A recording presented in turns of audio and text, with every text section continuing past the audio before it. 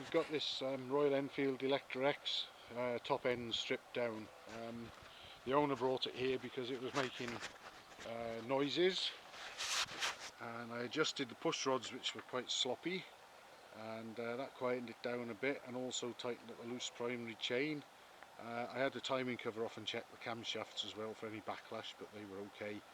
And anyway, the end result is, as you can see here, I had to strip the top end and take a look.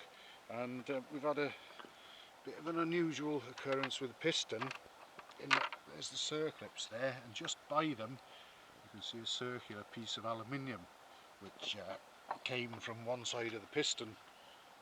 And the gudgeon pin has obviously been pushing quite hard on one circlip and had sort of rolled the aluminium over outside of one of the circlips.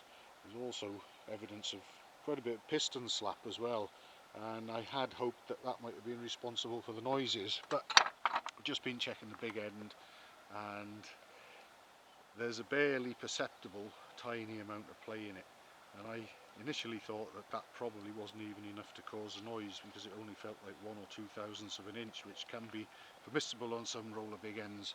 But I think the camera will pick it up, because the camera picks up noises like pinking and so on very easily. If I put the camera down here, you can actually probably hear the sound playing at the big end. And I try and pull the conrod up and down. Let's see. Like that.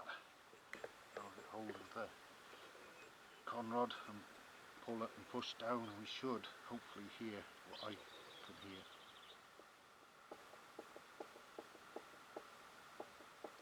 That is probably no more than perhaps 2 thou play, if that, in the big end. That's enough to make that noise. And you combine that with a warmed up engine spinning at a couple of thousand RPM, changing direction from top dead centre to bottom dead centre, and that'll be hammering a lot harder and making a lot more noise than I can make it make by pulling up and down on it by hand there. So unfortunately, I think that's our answer. Even though it's only a tiny bit of play in the big end, these machines are fairly well known for early big end failures.